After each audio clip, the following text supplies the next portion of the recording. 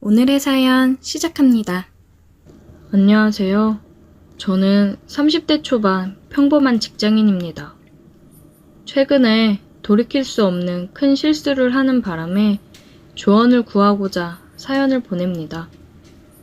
저에게는 사귄 지 2년이 넘은 여자친구가 있습니다. 여자친구는 친한 친구의 아는 동생이었는데 우연히 친구를 따라 술자리를 나왔다가 처음 만나게 되었고 그 후로는 제가 열렬히 구애한 끝에 사귀게 되었습니다. 처음 본 순간부터 이 여자다 싶었어요. 제 이상형이 박보영이거든요. 근데 정말 박보영처럼 작고 아담한 체구에 쌍꺼풀이 없음에도 큰 눈, 하얀 피부, 동글동글한 코, 그냥 모든 게 다 예뻤습니다. 여자친구랑은 4살 차이인데 처음 만났을 때 여자친구는 아직 대학생이라 직장인인 제가 나이도 많고 어려웠었나 봐요. 조금 거리를 두는 듯 했지만 가랑비에 옷 젖는 줄 모르는 것처럼 저는 제 여자친구의 일상에 조금 다가갔고 마침내 제 여자친구도 저를 좋아하게 되면서 우린 사귀게 되었어요. 정말 행복했습니다. 이상형인 여자와 사귄다는 건 정말 큰 행복이었어요. 그런데 저는 이렇게 완벽한 제 여자친구에게 해서는 안 될 크나큰 실수를 저지르고 말았습니다. 여자친구랑은 큰 다툼 없이 예쁘게 잘 사귀고 있었습니다. 여자친구는 대학을 졸업 후 곧 취업을 했는데 회사 생활에 적응이 어려웠는지 그만두고 최근에 좀 더 좋고 큰 회사에 취업을 하게 되어 힘들지만 열심히 적응해 가고 있었습니다. 물론 회사에서 일을 시작한 후로는 대학을 다닐 때보다 서로 만날 수 있는 시간이 줄어들었지만 이건 우리에게 그다지 큰 문제가 되지 않았어요. 오히려 더 보고 싶은 마음만 일으킬 뿐 서로에게 질리거나 권태기가 온다든지 하는 그런 문제는 전혀 없었습니다. 문제는 여자친구가 새로 입사한 회사 때문에 여친의 친언니와 함께 살면서부터 시작됐습니다. 여친의 언니는 이름만 대면 다 아는 큰 항공사의 승무원으로 그 직업에 걸맞게 늘씬하고 세련되게 생겼어요. 둘이 친자매라지만 정말로 느낌은 정반대였습니다. 제 여친이 토끼 같은 느낌이라면 여친의 언니는 요염한 고양이 같았어요. 여친이 지금 여친의 언니와 함께 사는 집은 제가 사는 곳과는 정반대에 위치하는 바람에 왕복 1시간 반이나 걸려요. 저는 항상 데이트 후에 여친을 집까지 데려다 주는데 이사한 후로는 저도 좀 힘들더라고요. 그래서 데이트 후에 여친을 따로 데려다 줄 필요 없이 서로에게 편하게 여친의 집에서 데이트를 하고는 했어요. 투룸이라 여친의 집에서 자주 자고 가기도 했습니다. 여친의 언니는 비행날이 많아 자주 집에 있지는 않았고 여친의 언니가 종종 집에 있을 때면 같이 밥을 먹거나 영화를 보는 등 셋이서 잘 놀곤 했어요. 여친의 언니는 성격이 시원시원해 저를 편하게 대하더라고요. 동갑이라 더 편하게 다가왔던 것 같습니다. 어느새 우리는 친구처럼 곧잘 놀고는 했습니다. 문제의 사건이 일어난 날이었어요. 저와 제 여친은 여느 때처럼 업무를 하면서 문자를 주고받는데 여친이 사진을 한 장 보냈더라고요. 점심엔 뭘 먹었는지, 오늘은 뭘 입었는지 자주 사진을 찍어 보내기 때문에 아무 생각 없이 사진을 봤는데 세상에 승무원 유니폼을 입은 사진을 보냈더라고요. 코피가 쏟아지는 줄 알았습니다. 너무 예뻤어요. 어때? 언니 거 입어봤는데 잘 어울려? 대박! 수진아, 너무 예뻐. 진짜 최고야. 오빠가 좋아할 것 같았어. 오늘 언니 늦게 온다던데 집으로 올래? 남자라면 다 있는 로망 아닙니까? 점심부터 흥분돼서 이리고 나발이고 그냥 여친에게 가고 싶었습니다. 근데 웬걸? 거래처에서 주문을 늦게 하는 바람에 야근 아닌 야근을 해야 했어요. 여친에게 조금 늦게 끝날 것 같다고 말하니 자기도 친구 만나러 잠깐 나왔는데 남자친구랑 헤어졌다고 우울해해서 조금 걸릴 것 같다며 걱정하지 말고 천천히 오라고 했습니다.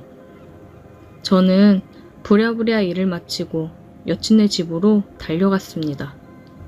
주차를 한 뒤 여친한테 전화를 했지만 받질 않았어요. 나갔다 와서 씻고 있나 생각을 했고 비밀번호를 누르고 들어갔습니다. 거실에는 불이 켜져 있었지만 아무도 없었습니다. 방에 들어가니 여친이 불을 끈 채 침대에 누워 있더라고요. 기다리다 잠들었나 싶어서 가까이 가니 승무원 유니폼을 입고 누워 있더라고요. 절 기다리다 살짝 잠든 건지 자는 척 하는 건지 엎드려 누워 있었습니다. 승무원 유니폼을 입은 여친을 보자 가슴이 두근거렸고 참을 수가 없었습니다. 그래서 자고 있는 여친 옆에 누워 뒤에서 꼭 껴안았습니다. 여친도 좋은지 좀 더 몸을 제게 바짝 기대더라고요. 그런 그녀에게 입을 맞추기 위해 그녀의 얼굴을 돌려 잡았는데 그녀의 얼굴을 본 순간 심장이 철렁했어요. 제가 안고 있던 사람은 여친이 아니라 여친의 언니였습니다. 제가 너무 놀라 멈추자 여친의 언니는 오히려 먼저 제게 입을 맞춰왔습니다. 저는 너무 당황했지만 여친과는 다른 여친의 언니의 입맞춤 실력에 이성의 끈을 놓아버렸습니다.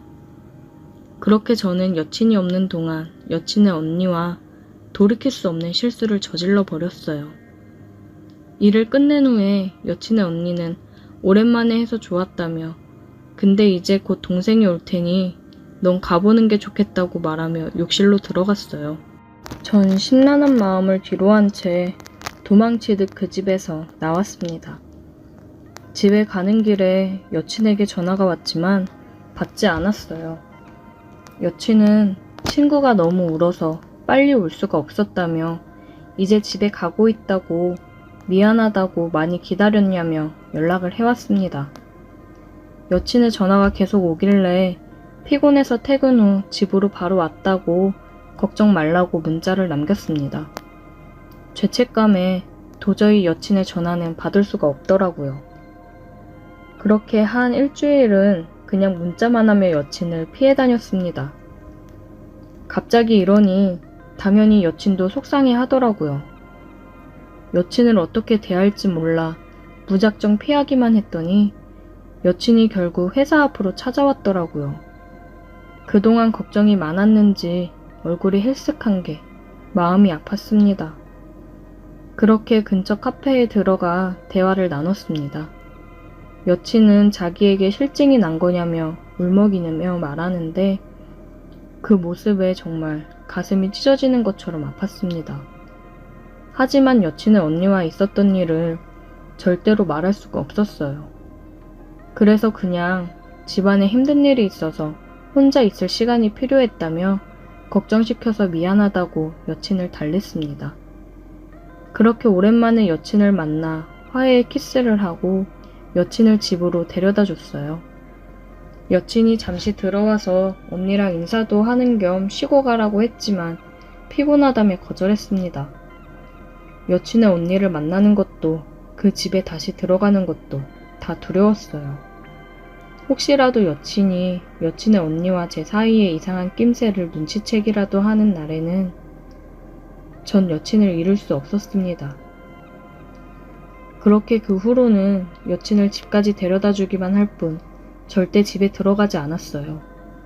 피곤했지만 그래도 어쩔 수 없었죠.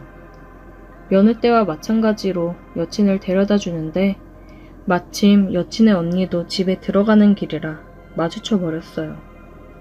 퇴근길인지 승무원 유니폼을 입고 있는데 그날이 생각나서 아찔했습니다. 여친의 언니를 똑바로 쳐다볼 수가 없었어요. 제 반응이 재밌는지 운전석에 더 가까이 다가와서 제게 인사를 건네더군요. 그렇게 서둘러 여친을 내려주고 여친과 여친의 언니가 집에 들어가는 뒷모습을 보는데 여친 언니의 뒤태가 더 눈이 가더라고요. 모르겠습니다. 여친 언니는 어떻게 저렇게 아무렇지 않은 건지 전 미칠 것 같은데. 저 혼자만 깊은 고민을 한 것 같아 김이 빠지기도 하더라고요. 아무렇지 않은 여친 언니를 보니 저도 그냥 없었던 일로 생각해야겠다 싶었습니다. 아무 일도 없었던 것처럼 다시 전처럼 지내도 되는 거겠죠? 오늘의 사연 여기까지입니다. 오늘도 들어주셔서 감사해요. 구독, 좋아요, 알림 설정 부탁드려요. 오늘의 사연 시작합니다. 안녕하세요. 60 넘은 호래비입니다. 참, 자식들이랑 며느리 보기 너무 남사스러운 일이 생겨 미치겠네요. 저는 공무원 생활을 했고 지금 정년퇴직 후 연금 받으며 건물에서 나오는 세 받으며 살고 있습니다. 슬하에 아들 하나, 딸 하나 낳고 살고 있는데 다들 커서 시집장가 가서 잘들 살고 있습니다. 집사람은 내 나이 50쯤 암으로 세상을 떠났어요. 정말 급작스레 찾아온 암이었고 이미 사기 진단을 받아 손쓸 방법도 없이 암 판정받고 3개월 후 제 곁을 떠났습니다. 진작에 관심 좀 갖고 더 잘해줄 걸 후회가 되더라고요. 참, 공무원 월급 얼마 안 되는 걸로 애들도 번듯하게 똑똑하게 잘 키우고 재테크해서 돈 불려 건물도 사고 똑 부러지고 살림 하나는 끝내주게 하는 아내였는데 본인한테는 돈 한 푼 제대로 써보지도 못하고 허망하게 하늘나라로 가버렸네요. 가장 후회되는 게 있다면 젊었을 적 예쁜 모습도 많이 담아주고 여행도 같이 많이 다닐 걸 후회가 남네요. 그저 내 할 일 열심히 하고 돈만 벌어다 주면 내 도리는 다 하는 거라고 생각했던 지난 날을 반성하며 살게 되었습니다.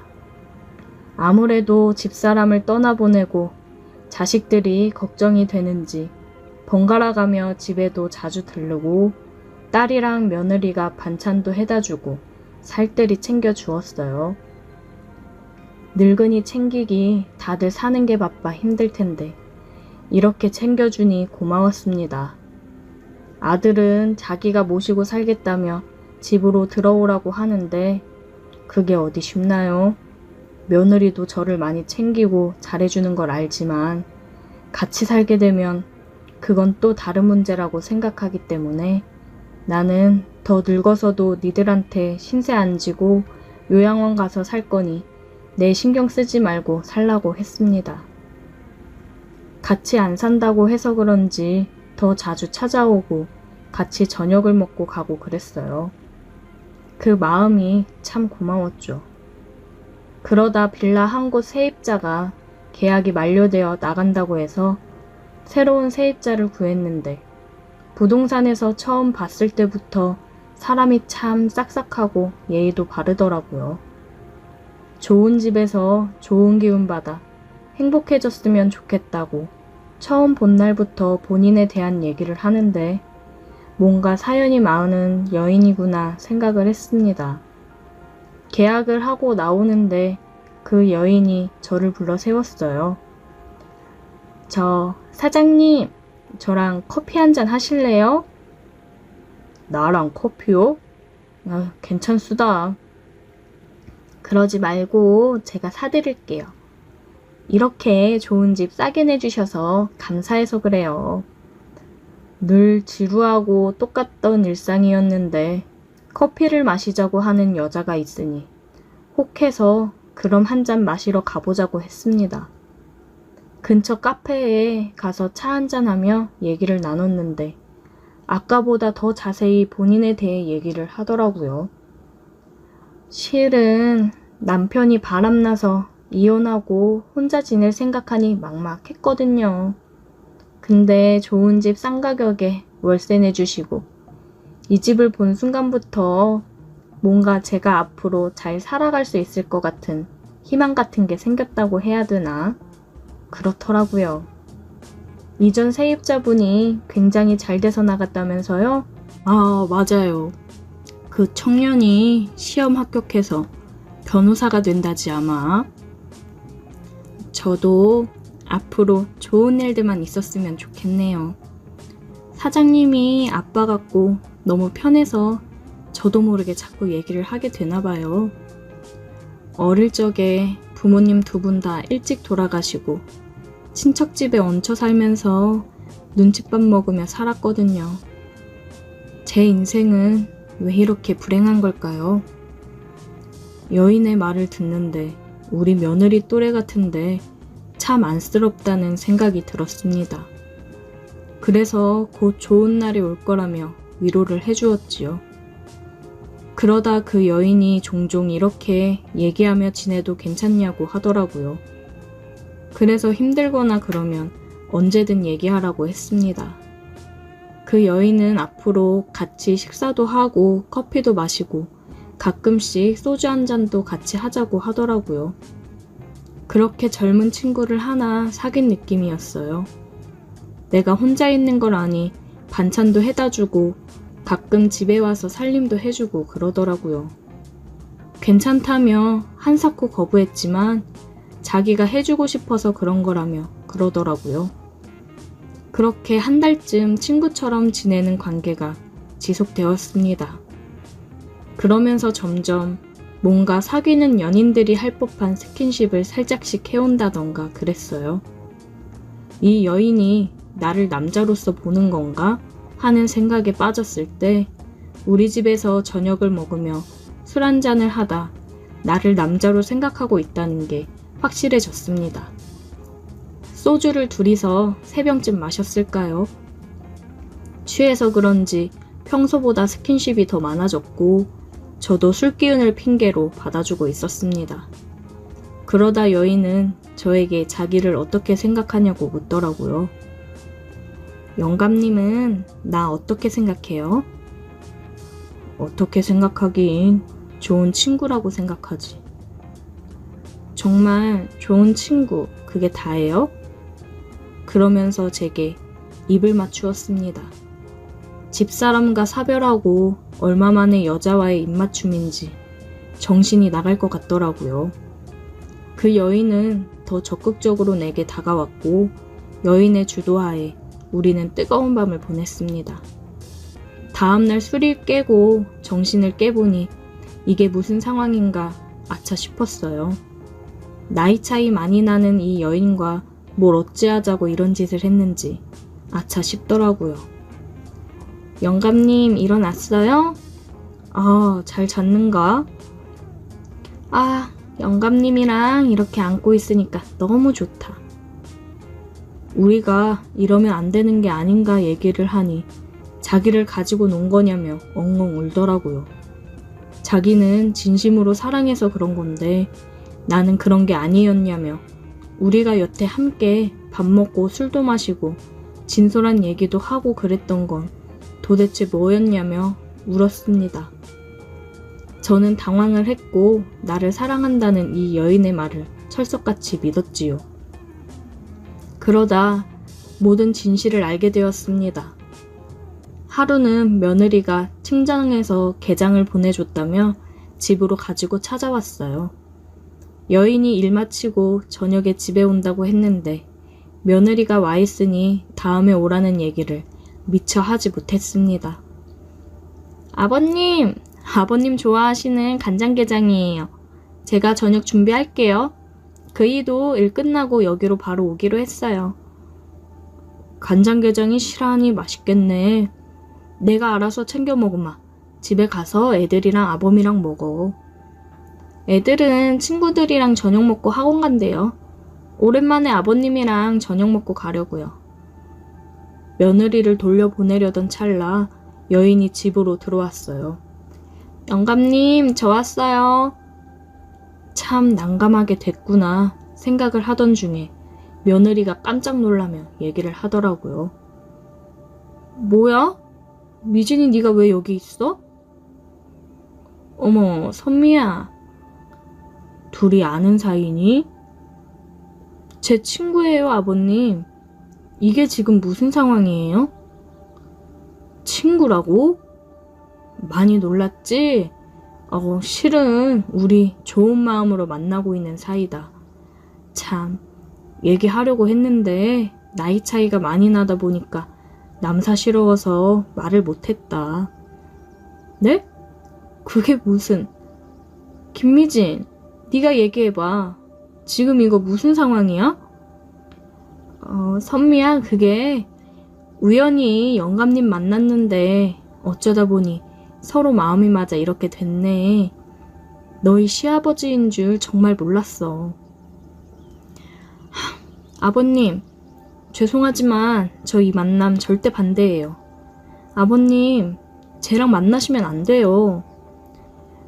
시우어머마, 나도 안다. 네가 뭘 걱정하는지. 아무래도 우리 나이 차이가 많이 나지. 더군다나 시우어멈 친구라니. 나도 놀랐는데 너도 많이 놀랐을 거야. 그래도 집사람이랑 사별하고 처음으로 좋은 마음 가지고 만나는 사람이다. 너네만큼 나 잘 챙겨주고 위해주는 사람이야. 김미진, 너 우리 아버님한테 일부러 접근한 거지? 우리 아버님인 거 알았잖아. 내 프로필 사진이 가족 사진으로 되어 있는데 네가 몰랐다고? 어머, 얘, 나 정말 몰랐어.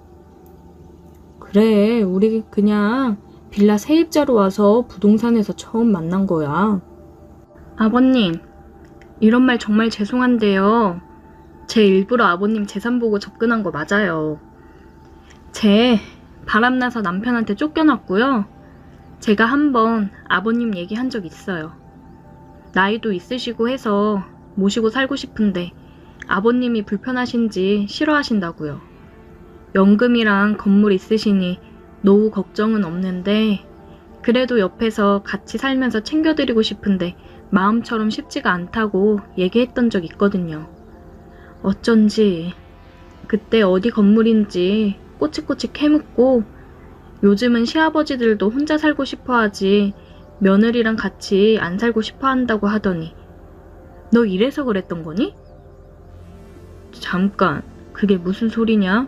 바람을 펴서 이혼을 당하다니. 남편이 바람 폈다고 하지 않았어? 뻔뻔하게 잘도 거짓말했구나? 이 남자 저 남자 만나고 다녀서 이혼당해놓고 뭐? 남편이 바람을 펴? 아, 진짜 좀 더 뜯어먹고 걸렸어야 됐는데 짜증나게. 쓸데없이 왜 이렇게 집에 자주 오고 난리야? 아니 미진아, 이게 지금 무슨 얘기야? 다 들어놓고 뭘 물어요, 영감님. 돈 많다길래 돈 좀 팍팍 쓸 줄 알았더니 그것도 아니고 괜히 시간 낭비만 했네. 그러면서 집을 나갔습니다. 야, 너 거기 안 서? 며느리는 흥분을 해서 큰 소리를 냈어요. 저는 창피해서 고개를 들 수가 없었습니다. 이 늙은이를 사랑하는 젊은 여자가 어디 있다고 혼자 착각 속에 빠져 며느리한테 이런 꼴을 보이는지 어디 쥐구멍에라도 숨고 싶었어요. 며느리는 다른 식구들한테는 비밀로 하겠다고 했습니다. 그런 며느리한테 고마우면서도 창피하고 미안했어요. 며느리는 그런 내 마음을 알았는지 더 이상 얘기를 안 꺼내고 평소처럼 대해줬습니다. 참, 다 늙어서 이게 무슨 일인지 앞으로 사람을 평생 못 믿을 것 같네요. 오늘의 사연 여기까지입니다. 오늘도 들어주셔서 감사해요. 구독, 좋아요, 알림 설정 부탁드려요. 오늘의 사연 시작합니다. 안녕하세요. 저는 30대 남자입니다. 사이비 종교에 빠진 여자와 있었던 일에 대해서 이야기를 해보려 사연을 보내봅니다. 어쩌다 이런 상황이 됐는지 자랑하고 싶어서 글을 쓰게 되었어요. 저는 종교 활동을 하는 사람들에 대해서 크게 안 좋은 인식이 있다거나 하지는 않았습니다. 무교이긴 하나 각자 종교에 대한 신앙심에 대해서 존중을 하는 편이에요. 근데 남에게 피해를 준다거나 너무 심하게 빠져 뭐만 하면 종교를 안 믿어서 그런다, 종교와 연관지어 얘기하는 것만 아니면 크게 신경을 안 썼어요. 근데 요즘은 사이비 같은 종교에 빠져 남에게 피해를 주는 경우가 많은데 그런 건 안 좋게 생각하고 있어요. 이번 일을 통해서 생각보다 많은 사람이 사이비 종교에 빠져 있다는 걸 알게 됐어요. 제가 평소에 굉장히 좋게 봤던 누나가 한 명 있습니다. 언젠간 이 여자를 꼭 내 여자로 만들고 싶다고 생각을 했어요. 하루는 저한테 같이 교회에 가지 않겠냐고 하더라고요. 평소에 그 누나는 술도 많이 마시고 겉모습도 굉장히 화려해서 교회를 다니는 사람처럼 보이지 않아서 종교를 가지고 있다는 사실에도 놀랐고 당황스러웠지만 이 일을 계기로 더 자주 만나면 가까워질 수 있겠다는 생각을 했습니다. 그 누나는 저보다 한 살이 많았고 딱히 친해질 계기가 없어서 가끔 안부 인사 정도의 연락만 주고받는 사이였어요. 정말 매력적으로 생겼고 몸매도 좋아서 계속 관심이 갔어요. 누나를 따라서 교회를 가보니 거기에 생각보다 미인이 많더라고요. 하지만 저는 누나에게 관심이 많았기 때문에 다른 여자들은 눈에 들어오지 않았고 항상 누나 옆에만 딱 붙어 다녔습니다. 근데 누나를 따라 몇 번 가다 보니 말이 교회지 뭔가 이상한 느낌이 들었어요. 십자가가 걸려있는 것도 아니고 어떤 남자 사진이 크게 걸려있더라고요. 그리고 목사라는 사람은 검은색 벤츠를 타고 두꺼운 금 목걸이를 하고 이상하게 생긴 왕관까지 쓰고 나왔습니다. 그때 느낌이 딱 오더라고요. 여기는 일반적인 교회가 아니라 그들만의 교주를 믿는 사이비 종교라는 사실을 말입니다. 예배를 한다고 하는데 하는 말들도 굉장히 이상했어요. 교회에서 나눠주는 물을 항상 마셔야 한다. 그 물을 마시면 수명이 20년은 늘어난다. 천국에 갈 수 있는 사람의 숫자는 정해져 있다면서 자기를 믿는 자들만이 지구 종말의 날 함께 올라갈 수 있는 거라고 말도 안 되는 소리를 했습니다. 성경 공부 시간이 있는데 성경책도 이상하더라고요. 성경책 자체도 엄청나게 얇았고 내용들도 이상했어요. 근데 저는 교회에 나오는 다른 목적이 있었기 때문에 누나랑 좋은 관계를 유지하기 위해서 별 생각 없이 다니기만 했습니다. 근데 한 달 정도 따라다녔는데 누나와의 관계는 별다른 진전이 없었고 교회에서는 봉사활동 나가고 저는 없는 돈 모아 헌금까지 냈는데 제게 돌아오는 건 교주님의 지겨운 잔소리뿐이었습니다. 그러다 보니 저는 교회에 내는 헌금도 줄이고 밥도 먹지 않고 중간에 먼저 가기도 했어요. 그러자 교주님이 저를 불러서 요즘 교회 나오는 게 힘드냐며 우리의 천국으로 가려면 헌금을 두둑히 내야 한다고 하더라고요. 저는 교주에게 잘 보일 필요가 없었기 때문에 가진 돈이 이거밖에 없어서 낸 건데 어쩌라는 거냐고 배째라는 식으로 나갔더니 그런 자세로는 우리의 천국에 갈 수 없다고 하더라고요. 제가 가고 싶은 곳은 누나와 함께 홍콩을 가는 것 뿐이기 때문에 천국에 안 가도 상관없다고 얘기를 했습니다. 저의 그런 태도에 당황했는지 저를 데리고 온 누나를 통해서 저를 설득시키려고 하더라고요. 누나가 저에게 평소보다 다정한 목소리로 묻더라고요. 요즘 교회 다니면서 힘들거나 불편한 게 있냐고 교주님도 많이 서운해 하신다고 했습니다. 저는 기회다 싶어 요즘 좋아하는 사람이 생겨 교회에 나오는 거에 집중이 안 된다고 했어요.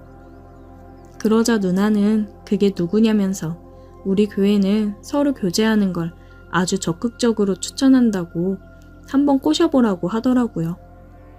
저는 그 사람은 바로 누나라고 얘기를 했어요. 누나는 당황스러운 듯 보였고 얼굴이 붉어졌어요. 누나와 함께하기 위해서 나온 교회인데 누나랑 같이 할 시간은 없고 지루한 성경 공부에 교주님 잔소리까지 더 이상 나올 이유가 없다고 생각이 든다 얘기를 하니 누나는 뭐라 얘기를 해야 될지 우물쭈물 하더라고요. 전 제 마음을 얘기했고 누나 결정만 남았다고 누나가 제가 영 아니라고 얘기하면 내 마음 정리하고 교회 나오는 것도 정리하겠다고 얘기를 했어요. 누나는 조금 생각할 시간을 달라고 하더라고요. 그 이후로 제가 안 나올까 그런지 교회 갈 날만 되면 저를 데리러 왔고 교회를 안 가는 날에도 같이 밥을 먹자며 함께하는 시간이 많아졌습니다. 밥을 먹으며 술을 한 잔씩 하면서 얘기를 했어요. 누나는 술을 마시면서 계속 나와야 천국에 갈 수 있다며 저를 설득하려 했고 저는 저와 관계를 어떻게 할 건지 확답을 달라고 했습니다. 누나는 얼굴을 붉히고 제 손을 잡았고 저는 제 마음을 받아주는 거냐고 물었더니 수줍은 듯이 고개를 끄덕였습니다. 그런 누나에게 입을 맞췄어요. 누나랑 저는 더 깊은 사이로 발전을 했고 누나는 이제 교회 빠지지 말고 같이 나가기로 약속한 거라고 얘기를 하더라고요. 저는 이제 제 여자가 된 누나를 그 사이비 종교에서 구해야겠다고 생각을 했습니다. 그 교주란 인간이 밖에서 어떻게 하고 다니는지 제가 봤거든요. 길 가다 우연히 보게 되었는데 길거리에서 노출이 심한 옷을 입을 여자한테 어깨동무를 하며 담배를 피우고 있더라고요. 동네에서 제일 나쁘다고 소문난 양아치들이랑 어울려 있는 모습을 목격했습니다. 항상 바르고 정직한 모습의 교주만 보다가 이런 모습의 교주를 보면 누나도 충격을 받고 그 교회에서 빠져나올 수 있을 거라고 생각을 했어요. 저는 일주일 정도 교주를 뒤따라 다녔고 보통 언제 어디서 누구를 만나는지 파악을 했습니다. 그리고 누나에게 보여줄 게 있다며 데리고 와서 교주가 술집으로 향하는 모습을 보여줬어요. 마중 나온 여자에게 입을 맞추고 팔을 주무르며 들어가는 모습을 본 누나에게 저게 잘난 교주의 실체라며 모두들 속고 있는 거라 이야기를 했고 누나도 많이 충격을 받은 듯 하더라고요. 그 이후로 누나는 3일 정도 생각을 할 시간이 필요하다며 잠수를 탔고 그 교회에서 나오겠다고 했습니다. 누나는 제게 덕분에 정신을 차렸다고 이야기를 했고 누나와 한 6개월 정도 연애를 하다가 헤어졌어요. 사이비 종교에서 나온 누나는 이제 종교를 멀리하기 시작했고 그동안 못 놀았던 걸 다 푸는지 맨날 사람들을 만나며 놀러 다니기 바빴습니다. 그러다가 연상의 남자를 만나 바람을 피웠고 헤어지게 됐어요. 그래도 아쉽진 않았습니다. 저도 누나랑 즐길 만큼 다 즐겼고 제게도 귀여운 신입생이 관심이 있다며 연락을 해오고 있었거든요. 누나를 만나면서 한 가지 교훈을 얻은 건 사이비에 빠진 여자는 절대 만나지 말아야겠다는 교훈을 얻었네요. 오늘의 사연 여기까지입니다. 오늘도 들어주셔서 감사해요. 구독, 좋아요, 알림 설정 부탁드려요. 오늘의 사연 시작합니다. 너무 힘들고 얘기를 할 곳도 없어 어떻게든 지금 이 답답하고 무서운 마음을 털어내보려 글을 씁니다. 정말 한순간의 욕망을 이기지 못하고 일을 저질러버린 저를 진짜 죽이고 싶네요. 저에게는 가깝게 지내는 사촌 동생이 있습니다. 어릴 적부터 양쪽 부모님들은 맞벌이를 하시느라 바쁘셨고 저희 집과 이모, 할머니 댁은 다 가까이 있었어요. 그래서 저희는 바쁘신 부모님을 대신해 항상 어린이집이 끝나면 할머니네 가서 같이 놀면서 있다가 부모님들이 퇴근을 하고 데리러 오고 그랬습니다. 그래서 사촌동생과는 함께 지내는 시간이 많았어요. 저희 둘 다 외동이었고 매일 둘이서 놀다 보니까 서로 친남매나 다름이 없었습니다. 동생이랑은 2살 차이가 나는데 어린이집부터 중학교까지 같은 곳을 다니다가 제가 고등학교는 남고로 갔는데 그때 사촌동생이 왜 남고를 가냐, 공학 가라, 그래야 나도 그 학교로 가지 하면서 엄청 울고불고 난리를 친 적이 있었습니다. 약간 저한테 집착 아닌 집착을 하기는 했었어요. 동생은 그냥 우리가 어릴 때부터 항상 붙어 있었기 때문인지 대학교도 무조건 같은 대학교 갈 거라고 했습니다. 저는 그냥 항상 웃어 넘겼어요. 같은 대학 가려면 공부나 열심히 해라 이러면서 웃어 넘겼습니다. 그리고 저는 성인이 되어서 대학에 갔고 인서울을 해서 독립을 시작했습니다. 고향을 떠나 서울에서 새로운 시작을 하려고 하니 기대되고 설레었어요. 제가 서울로 갈 때 사촌 동생이 엄청 울었습니다. 2년 동안 어떻게 기다려? 대학 가도 꼭 자주 놀러 와야 돼?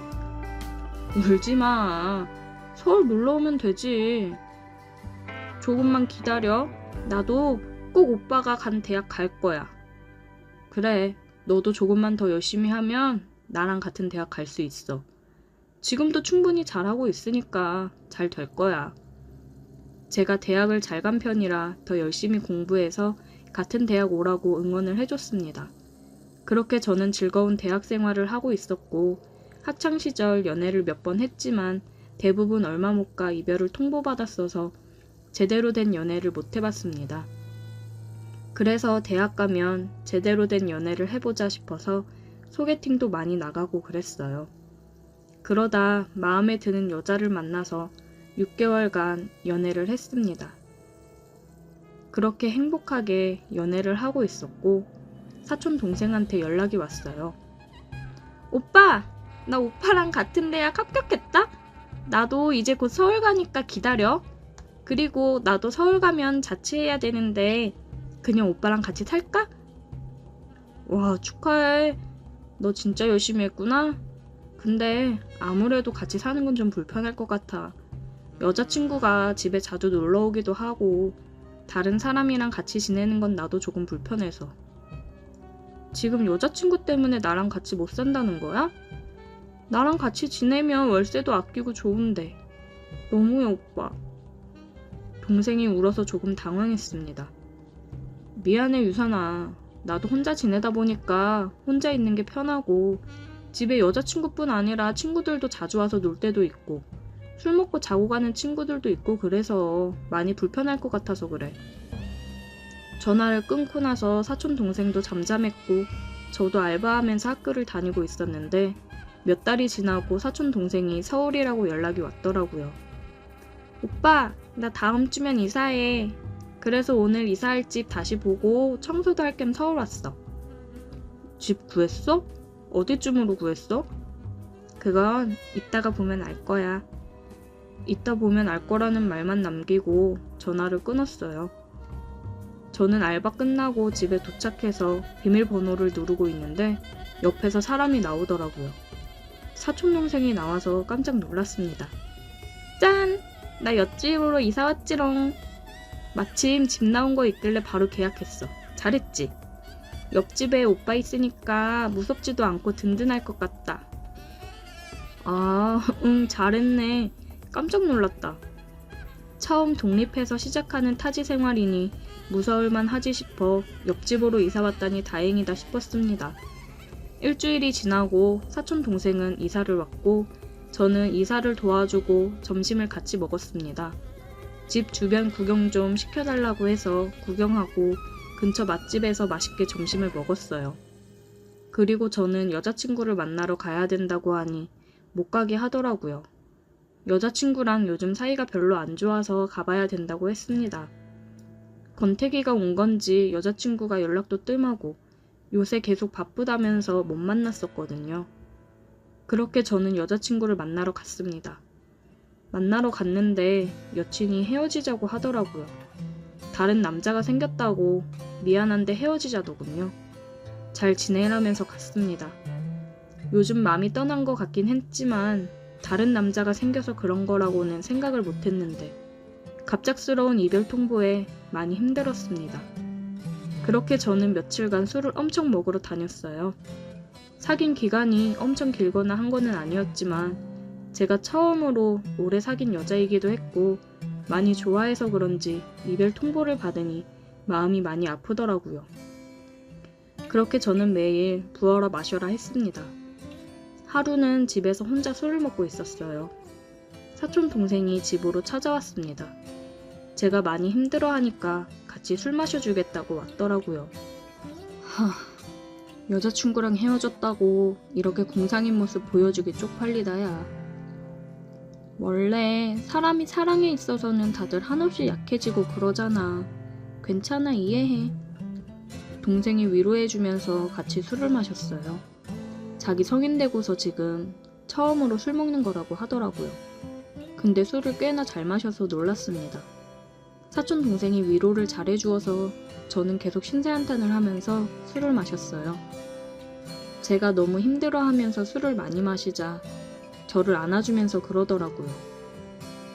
오빠, 좋은 인연 금방 다시 생길 거야. 너무 힘들어하지 마. 야, 고맙다. 그래도 동생이라고 이렇게 위로를 해주네. 하면서 품에서 벗어나려고 했는데 동생과 눈이 마주친 순간 사촌 동생이 나 오빠 좋아해 하면서 입을 맞춰오더라고요. 많이 취하기도 했고 분위기가 사촌 동생을 밀어낼 만한 분위기가 아니었습니다. 그렇게 저희는 키스를 했어요. 술은 이성의 끈을 모두 놓아버리게 만들더라고요. 그렇게 저와 동생은 뜨거운 밤을 보냈습니다. 다음날 일어나서 술이 깨고 나니 정신이 번쩍 들더군요. 옆에서 자고 있는 사촌동생을 보니 머리가 새하얘졌습니다. 저는 얼른 옷을 갈아입었고 동생을 깨웠습니다. 유선아, 내가 진짜 미안하다. 너무 많이 취했었나봐. 내가 제정신이 아니었어. 오빠, 미안할 게 뭐가 있어? 우리 서로 사랑해서 그런 건데 왜 미안해? 미안해. 그냥 술에 취해서 실수한 거야. 정말 미안해. 그러니 사촌동생이 돌변하더라고요. 나 그럼 우리 부모님이랑 이모한테 다 얘기할 거야. 그냥 우리 둘 다 취해서 한 실수야. 그냥 없던 일로 생각하고 지내자. 너가 나 보기 불편할 것 같으면 내가 이사할게. 나는 실수 아니야. 나 오빠 좋아해. 예전부터 좋아했어. 그래서 내가 오빠랑 같은 대학 다니려고 얼마나 악착같이 공부해서 합격한 건데. 저는 머리가 너무 아팠어요. 저한테 좋은 감정이 있는 거는 알았지만 그냥 정말 우리는 남매처럼 자라왔으니까 그런 애정인 줄 알았지 이성의 감정을 가지고 있을 거라고는 생각하지 못했습니다. 아무한테도 얘기하지 말고 우리 둘이 이렇게 살면 안 되는 거야? 전 도저히 사촌 동생이 여자로 보이지 않았어요. 유선아, 어떻게 그러니? 진짜 미안하다. 나 온 집안 사람들한테 연락해서 다 얘기하고 대학에도 소문 다 낼 거야. 정말 눈빛이 무서웠어요. 진짜 큰일 났다 싶었습니다. 저는 일단 사촌동생이 원하는 대로 해줬어요. 대학 가서 사람들을 만나다 보면 다른 남자에게 마음이 가겠지. 그때까지 기분 맞춰주면서 지내보자 싶었습니다. 사촌동생은 저랑 연인처럼 지내길 원했고 저는 그런 사촌동생한테 맞춰가며 지냈습니다.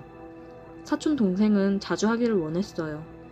키스하고 할 때마다 제 마음은 점점 무거운 무언가가 가슴을 짓누르는 듯 했습니다.